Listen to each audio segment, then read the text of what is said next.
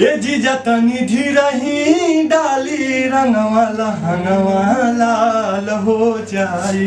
ओ जीजा तनी धीरही डाली रंगवा लहंगवा लाल हो जाई।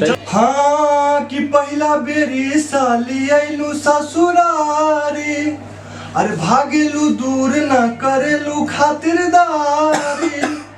हाँ कि पहला बेरी साली आइनी ससुरारी, भागेलू दूर न करेलू खातिरदारी।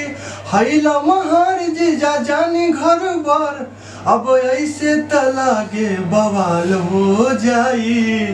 ए जीजा तनी धीरही डाली रंगवा लहंगवा लाल हो जाई। ए जीजा तनी धीरही डाली रंगवा लहंगवा लाल हो जाई। ए जीजा तनी धीरही डाली रंगवा लहंगवा लाल हो जाई। ए जीजा तनी धीरही डाली रंगवा लहंगवा लाल हो जाई। ए जीजा तनी धीरही डाली रंगवा लहंगवा लाल हो जाई।